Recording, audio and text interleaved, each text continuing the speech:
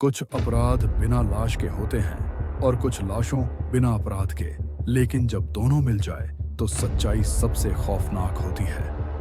8 साल पहले की बात है। चेन्नई के एक नदी के किनारे मीरा नाम की एक लड़की अकेली रहती थी। उसके सिवा उसे घर में किसी का ज्यादातर आना जाना नहीं रहता था। एक दिन मीरा जब वह अपने कपड़े सुखा रही थी तो अचानक उसे लगा कि पीछे से कोई उसे देख रहा है। वह डर गई। वह पीछे मुड़कर देखी, लेकिन वहां कोई नहीं था। वह धीरे धीरे और डरने लगी। फिर वह अपने घर के अंदर दौड़ती हुई चली आई और उसने अपनी माँ को फोन लगाया और बोला, माँ, यहाँ बहुत अजीब लग रहा है। मुझे लग रहा है कि कोई मुझे देख रहा है। उसी समय उसको कदमों की आहट सुनाई दी। मीरा फोन पर बोली, मैं अकेली नहीं हूं यहाँ पर। उसी समय फोन डिस्कनेक्ट हो जाता है। उसे दिन मीरा गायब हो गई। उसका किसी को कुछ भी पता नहीं चला। 8 साल बाद आज के दिन बारिश का मौसम था। पास ही के एक गांव में भीड़ जमा हुई होती है। पुलिस की गाड़ी सायरन बजाकर भीड़ की तरफ आ रही है। इंस्पेक्टर करण, जो कि एक बहुत काबिल ऑफिसर है, गाड़ी से उतर के भीड़ की तरफ जाता है। तभी इंस्पेक्टर करण देखता है नदी के किनारे पड़ी हुई एक महिला। एक कांस्टेबल आकर बोलता है, सर, ये मर चुकी है। इंस्पेक्टर कर्ण बोलता है, बॉडी पर चोट का कोई निशान मिला? कांस्टेबल बोलता है, नहीं सर, बिल्कुल नहीं। इंस्पेक्टर कर्ण बॉडी को पोस्टमार्टम के लिए भेज देता है। पोस्टमार्टम के बाद डॉक्टर इंस्पेक्टर को बोलता है, इस लड़की के साथ ना कोई जबरदस्ती हुआ है, ना कोई चोट के निशान है, ना तो इसको जहर दिया गया है या इसकी कोई बीमारी है। डॉक्टर और इंस्पेक्टर करण दोनों सोच में पड़ जाते हैं। आखिर इस लड़की की मौत हुई कैसे? पुलिस जब छानबीन के लिए उसे लड़की के घर जाती है, वहां पता चलता है कि उस लड़की का नाम रश्मि है। और छानबीन करने के बाद इंस्पेक्टर को उस लड़की का एक पुरानी डायरी मिलता है और डायरी में एक फोटो मिलता है।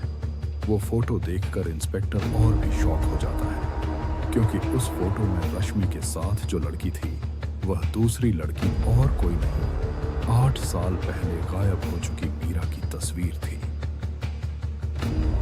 पुलिस को अभी पता चल गया था कि वह दोनों लड़की एक दूसरे की दोस्त थी और डायरी के अंत में रश्मि ने लिखा था, अगर मैं सच बोलूंगी तो वह मुझे मार देगी।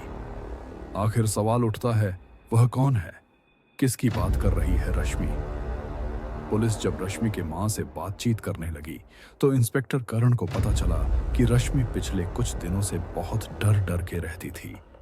उसकी मां ने यह भी बोला कि वह कभी चिल्लाकर उठ जाती थी और बोलती थी, वह वापस आ गई, वह वापस आ गई, मुझे मार देगी। इंस्पेक्टर करण सोचने लगता है, वह किसकी बात कर रही, कौन वापस आने की बात कर रही थी? फिर उसकी मां ने इंस्पेक्टर करण को बताया कि वह मीरा का ही बात कह रही थी, जो कि 8 साल पहले गायब हो गई थी।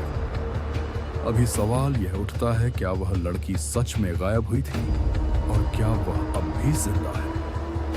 अब इंस्पेक्टर करण के सामने एक बहुत बड़ी पहेली थी और उसको सुलझाने के लिए वह बहुत कोशिश कर रहा था, लेकिन बार बार नाकाम हो रहा था। लेकिन एक दिन अचानक छानबीन करते हुए इंस्पेक्टर करण को एक पुरानी रिपोर्ट मिलती है। उसे रिपोर्ट में लिखा था कि एक लड़की 8 साल पहले एक मेंटल हॉस्पिटल में भर्ती किया गया था, वह भी नाम बदलकर। जब इंस्पेक्टर करण उस मेंटल हॉस्पिटल में गया, वहां नर्स ने बोला कि जो लड़की नाम बदलकर यहाँ पर एडमिट थी, वह बार बार कहती थी, मैं मर चुकी हूँ, मुझे कोई ढूंढ नहीं पाएगा। अब इंस्पेक्टर करण समझ जाता है कि मीरा को गायब नहीं किया गया था, बल्कि उसको छुपाया गया था। इंस्पेक्टर करण समझ जाता है दोनों लड़कियां किसी अपराध की गवाह थीं और गायब हो चुकी मीरा को जिंदा होते हुए भी मरा हुआ बना दिया गया था। आखिर असलियत में हुआ क्या था? उन दोनों के बीच में ऐसा क्या हुआ और रश्मि की मौत कैसे हुई? यह सब जानने के लिए हमारे चैनल को सब्सक्राइब करें। आपसे जल्दी मिलेंगे, तब तक के लिए सायोनारा।